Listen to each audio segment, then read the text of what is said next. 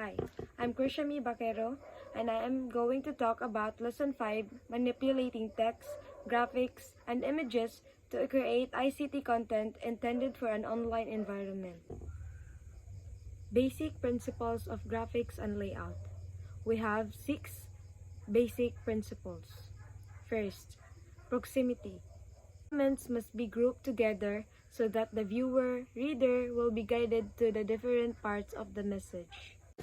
So we should group the elements together so that the viewer or reader are guided to the different parts of the message. Alignment. Elements should be aligned in a visual and readable arrangement. So we have an example. So we should align all the visual elements so that the reader can read and understand the arrangement and the visual. Hi, I'm Janadher Bilbar, discussing repetition and contrast. First, repetition.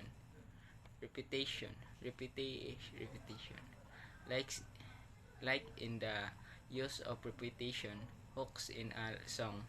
Repeating elements in a graphic design can be visualized as feelings. Ang repetition daw ginagamit para inuulit-ulit lang kagaya nga ng nasa letrato. Inuulit-ulit lang ang kulay kagaya ng nandito, black, yellow, black, yellow, black, yellow. Inuulit-ulit lang nila. At next naman, contrast between design element can make a presentation stand out and get noted.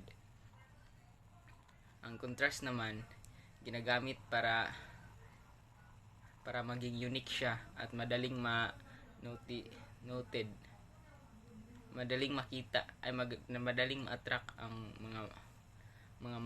mga tao sa kanya, kagaya na nasa litrato, yellow green, at madali siyang ma-attract dahil mga kasama niya black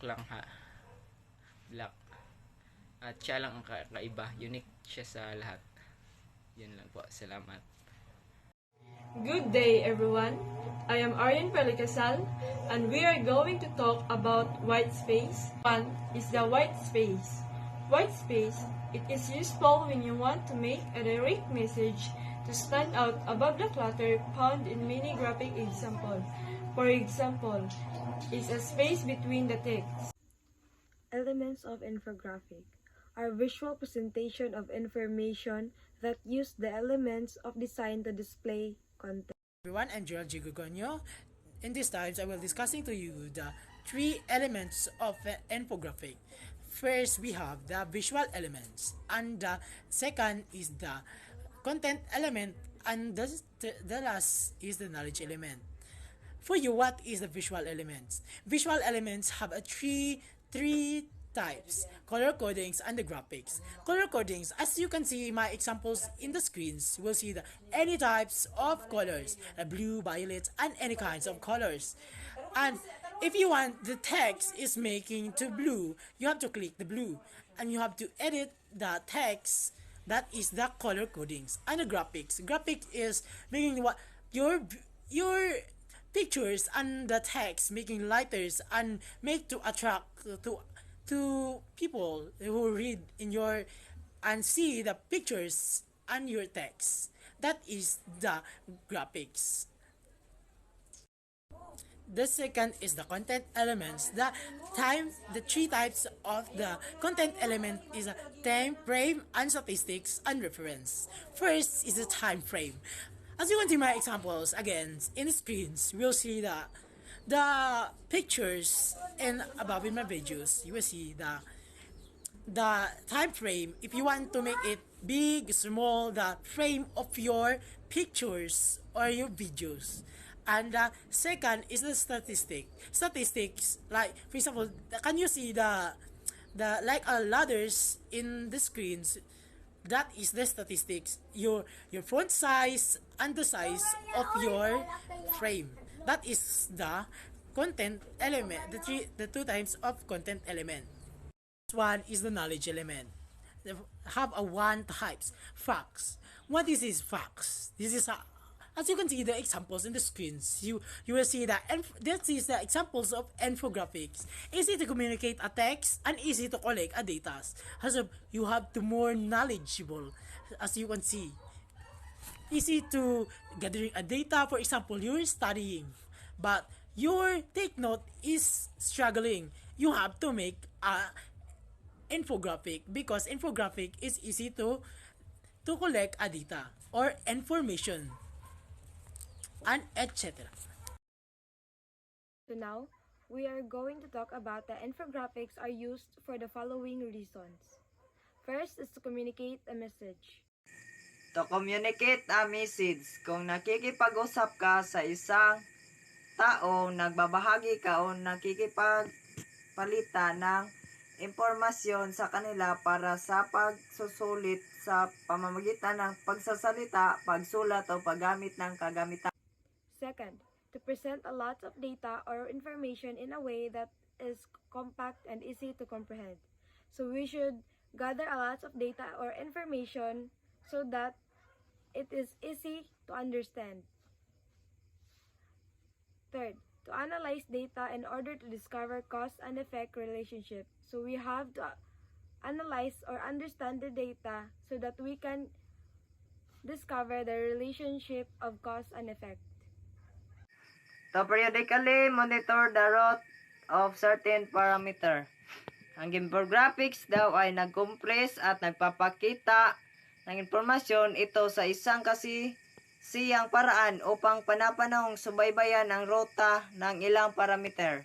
So the next slide is all about contemporary photo manipulation digital techniques. So first, we have doctoring. As you can see in the photo, we can't pose like this. We have to use a photo manipulator so that we can do this picture. We have to take one person a picture and then we have to edit, and this is called doctoring. Age progression. Earlier in 2023, this app became famous. It is called Face App. You can edit your photo, may it be older you or younger you or any Combustion, and lastly, feeding smoke effect. Feeding smoke effect. It is how to transform an image with impressive smoke feeding effect. The main idea to make this is how to twist the image and do the good combination with the smoke. And lastly is color combustion. To change the color of the photo, this technique is used to lighten or darken areas of a photo. photo cutouts. This is also an example of photo cutouts. But recently, Ma'am Sarong gave us an activity to make a biodata, and we have to put 2x2 pictures. So you have to cut out the excess of your pictures so that you can make a 2x2 picture. Offline and open source softwares for image manipulation. We have GIMP, Paint.net, AutoStitch, Microsoft Research Group Shot. These are just the few examples of an offline open source software for image manipulation. We have many more examples for this, but these are just the few examples of an offline open source softwares. Thank you. That's all.